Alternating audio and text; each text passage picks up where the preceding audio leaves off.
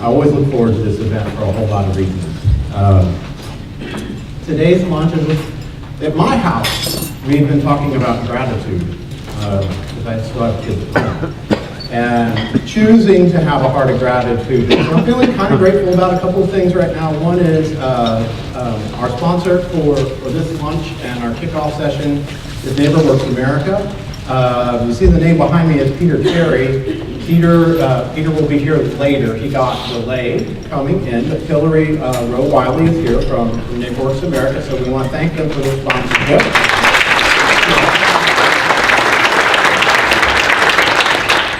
To put on anything takes a whole lot of people, and so I will hope to do this more than once, but the Fahe staff, I think you just want to raise your hands. We just want to thank you for all your hard work to put this on.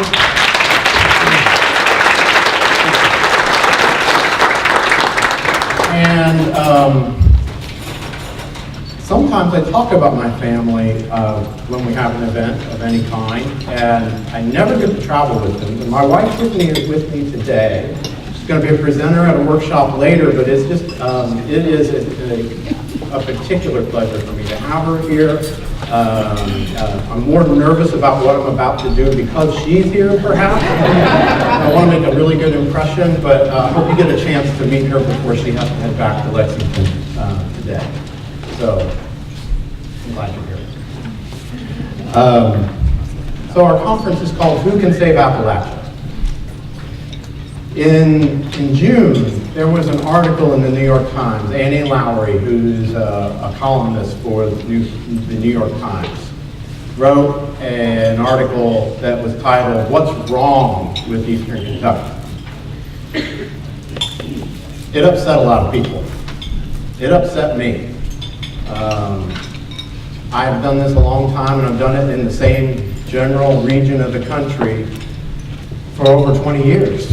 And become a little tired at times of the tone at which folks from the outside take about us.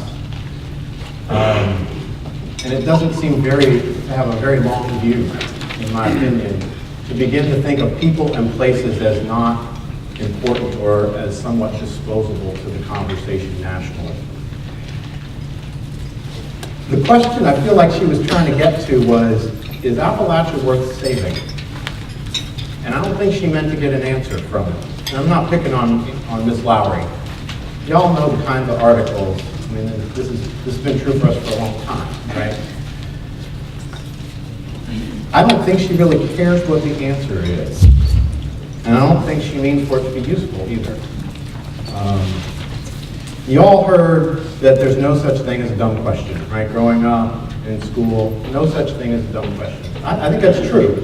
I think it's also true, though, that if you ask the wrong kind of question, you're going to get the wrong answer. You might know the story of a little boy, 5 years old, sitting at the kitchen table. I'm going to call him Johnny. He's sitting there, and he breaks the silence at dinner, and he said, "I need to know where I come from." And mom and dad are looking at each other like, this is that question. This is the birds and bees question. He wants to know. What are we going to say? How are we going to say it? The beads of sweat, they're kind of like, well, we got to, him and all, and finally they kind of get into the conversation and explain everything. They're choosing every word, choosing every phrase with a lot of care because he's young. They don't want to explain too much. And when they finish, they're kind of like, okay, good. Johnny, have you got it? You know where you come from now? He looks shell-shocked. Yeah, I think I know it. Tommy said when he asked his parents, he said that he was from St. Louis.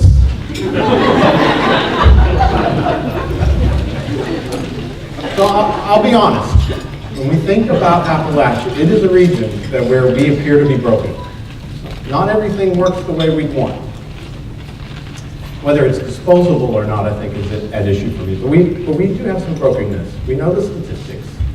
I sometimes put them in the range of we have half of the good statistics, like median income. Quite honestly, in certain parts of the region, we have half of the national median income. It's a thing that's hard. We have double the bad stuff.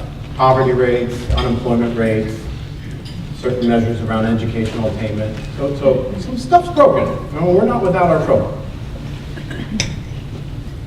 We have a different kind of problem that has to do with the way people view us from the outside. They don't know enough about us, and so they ask the wrong kinds of questions, and they get the wrong kinds of answers. One of the issues I have with Annie Lowry's question is that it makes us out to be something like a victim. Silas House responded. Does anybody remember when Silas spoke at our event about 3 or 4 years ago, or know his books, right? So Silas House, who lives in Berea, responded to Annie Lowry with, Appalachia is the kind of place everybody thinks they understand, but very few actually do. That's mostly because they haven't taken the time to educate themselves properly. The dictionary defines a victim as somebody who's been attacked or injured by somebody else, or somebody who's been cheated or fooled by somebody else. According to the New York Times, we're victims. Appalachia is a victim. And what's wrong with being a victim is it makes us powerless, helpless, and hopeless. So if we're broken, or we have broken parts, maybe we should be asking the question ourselves. And maybe we should pick a different question like, who ought to fix Appalachia? Take off the table whether or not it's something that we aren't interested in. So when we were looking for a name for this year's annual meeting, I always like to have a theme, and I like it to have something. I want it to be cute or tidy, or I think we got a comment one time about Jim's antics. So I don't know if it falls into Jim's antics or not. Following the New York Times article, there was the World Cup soccer. I watched it. I don't know if anybody else watched World Cup or care, but the U.S. did pretty well. And Tim Howard, who was the goalie, had a record number of saves. Nobody had done as good a job with being a goalie in a World Cup as Tim Howard. And it went kind of viral for a while. Tim Howard saves the coast from a hurricane. Tim Howard saves Private Ryan. This is one of my favorites. This is by far, though, my very, very favorite. Tim Howard saving Luke Skywalker from Darth Vader. Is that awesome or what? On Wikipedia, they put this picture. Somebody put this picture up, making him the new Department of Defense.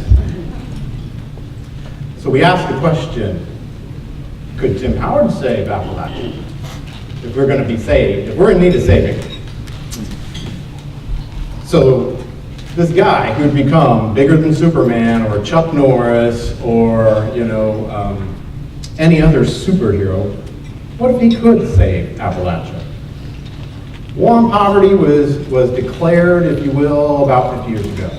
A lot of people celebrating it right now.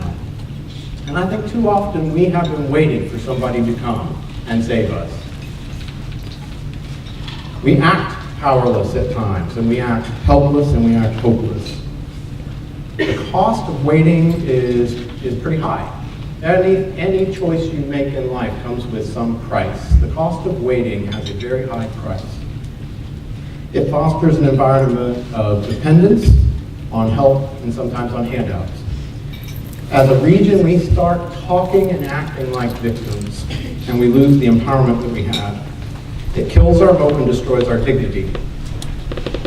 More than all of this, waiting means we choose not to take action until Tim Howard shows up, or until Superman shows up, or until such and such agency will show up, or there is a certain kind of money available to us, and it shows up.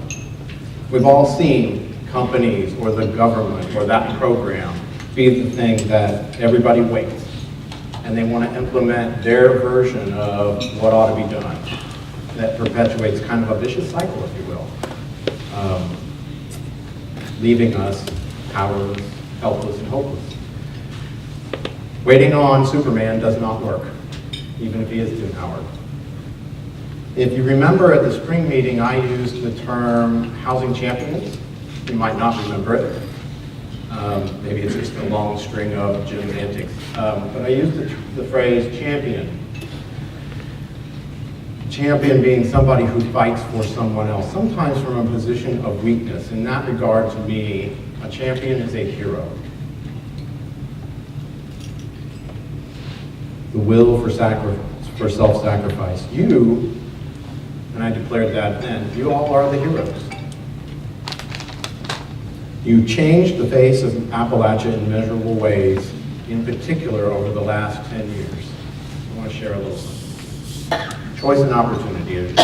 That Appalachia would be a place people would choose because there are opportunities there. Nobody's telling us how to live. A year ago, Dee Davis from the Center for Rural Strategies shared this with us. It may be a little hard to see from the back. The National Rural Youth Assembly, which are 13 to 17-year-old young people, wrote their own vision for the region.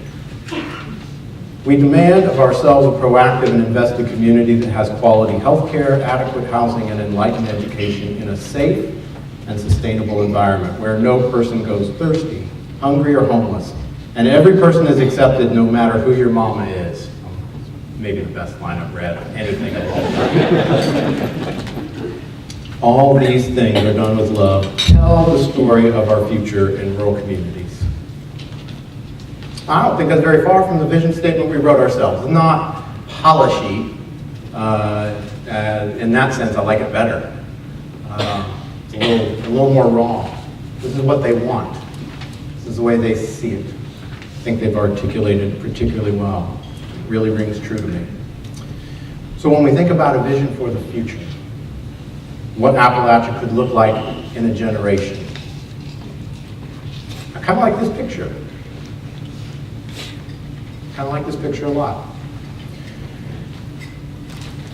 It's our job to start laying the foundation in a way that would help these young people reach that goal. In 40 years, they're going to be the age some of us are now. So this is about what are we building towards that kind of vision, that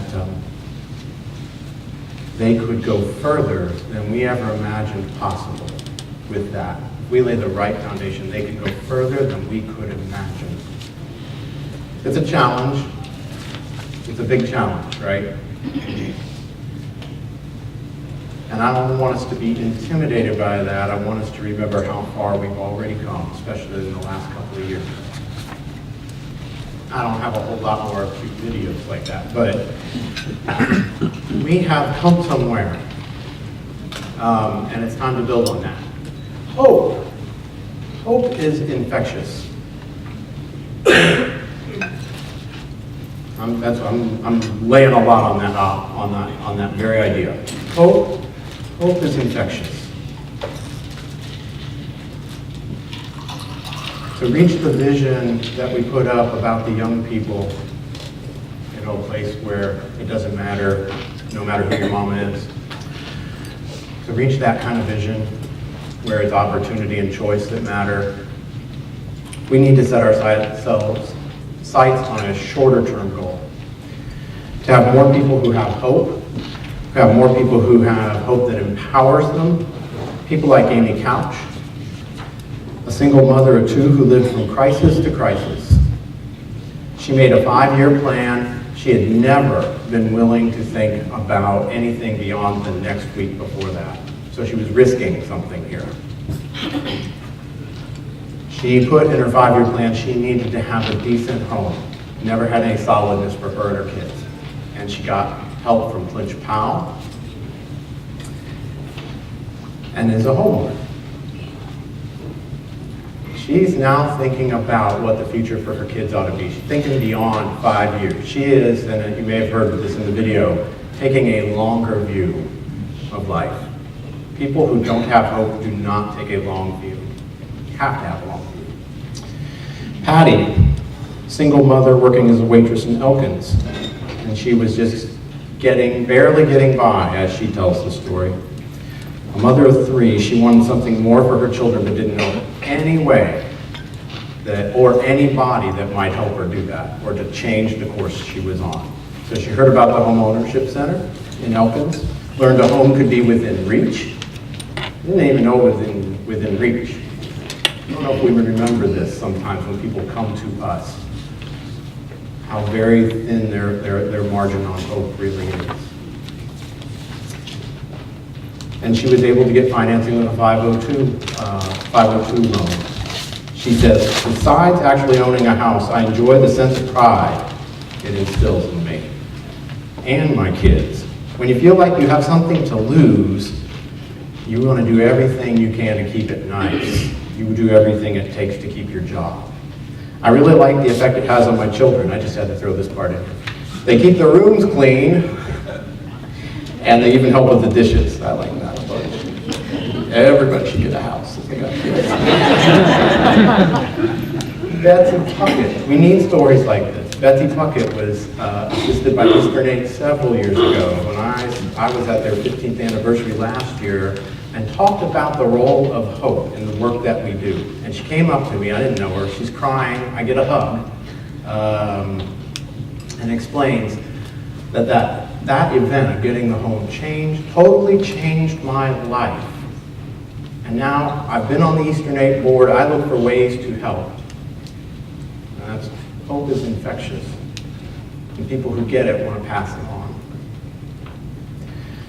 Mary Matney is an elderly woman who was widowed for many years, struggling to make ends meet. She lived on her pension and then had part-time work by sitting with elderly and disabled people during the day.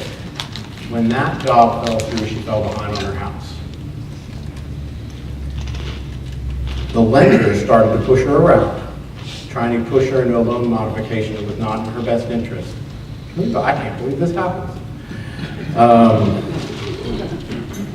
Then kind of a series of things. Heat pump goes out, electric bills go through the roof. Clinch Powell, a member in Tennessee, stepped in and was able to stop the loan modification, work with Tennessee Housing Development Authority through the Hardest Hit Fund, help her keep her home. She opens her home now to families in need. She set up a whole space in her basement with a living room, a kitchen, and so forth. I just want you to hear what she says about this. This service saved my life. It's a blessing from God I received, and it allows me to keep my home. And I think we're all here to serve. It's a blessing to other people, and that is what my home lets me do, to be a blessing to other people. We need more change stories if we're going to get anywhere on this big vision. We're going to need a lot more change stories. We're going to need people who are infected with hope in a way that they want to bring that for other folks. Change happens when people can see what's in it for them, and that there is evidence beyond a reasonable doubt that the change is going to be effective. There's nothing wrong with that, right? It sounds a little self-interested, but it's true. What's in it for me? And is there enough evidence here to convict me that I should do what's in front of me? This region is remarkable. It has a remarkable people. It's our job at some level to just help them remember that, to remember who they are. Along with the tradition of hard work, we have a reputation for being proud, and pride, in its best sense, doesn't allow a person to become a victim. We're not just a region on a map or something that gets pulled out in an article. We're a people with a history and a unique culture. I'm going to quote Silas House again. I don't talk to him as often as I should, but he's good. The problem with the article is that the reporter thinks of the people and place she's writing about like a smudge. Not important, not of issue to her, not of concern. It's not a place where the history and the culture matter. How are we going to show the rest of the country that this is a region worth investing in? That we shouldn't have the rest of the country turn their back on us? It's the way I took the article. We don't need to be saved. We need each other. And we need to work on an Appalachia that's not dependent. Not on anybody or anything. We need to remember who we are, and we need to work hard to change our future together. They're good, aren't they? Great college. So it's nice to have people out here back door who can do stuff. I hope you picked up some of those statistics. You all manage $1 billion. We have served 90,000 households. If we converted that to people, we're looking at something like 300,000 people who have a story to tell about how their lives have changed. There are people in our industry, maybe even a couple people here, who believe that the work is a zero-sum game. There's only a certain amount of money, there's only a certain amount of people who can get that. Heard somebody say, it's cute how y'all think you can work together and have something more to show for it. I learned a long time ago, you have to look out for yourself. They're wrong. An association that has served 90,000 families, that's not cute. That's really powerful. What you do is really, really powerful, and we do it together. We have become a force. Last year, 50,000 people, they had their lives changed. People. Because of the work that you all do. If you want to go fast, you go by yourself. So to the person's point about it's cute. Yeah, if you want to go fast, go by yourself. But if you want to do something big, you do it together. You make that investment. There's trade-offs to that. We do things together, and I think you're seeing how far we've come. I've learned a couple of things. I just want to share these as I sort of wrap us up. We touch people's lives. You touch people's lives in a very powerful way. And when we put it together, we do it at scale. This network and our partners were bold. We're known nationally for excellence in a region that does not have a lot of things associated with it as being excellent. We accomplish things when we are focused. We accomplish big things when we're focused. And lastly, we know how to work together for something greater than ourselves. We don't need to be saved, we need change. Change happens when people can see what's in it for themselves, and when there is evidence beyond reasonable doubt that the change will work. We present evidence beyond reasonable doubt. We present something that has changed about people. Our goal in the next 10 years is to reach 1 million people over the next 10 years. It's not a strategy, but it's huge. It's bold, I think. And it's a down payment. It's our down payment on the region when we think about what change will need to look like in 40 years. This is our piece. When we succeed 10 years from now, this region will have one of its great assets of 1 million people who have experienced change in their lives, that they have a vision for their communities, that they have a long view. We're not going to do it alone, we're going to do it together. So I'm calling on you to have the courage to work as a group. I'm calling on you to remain bold and to be the hero that you already are and the hero that your communities need you to be. We're just getting started.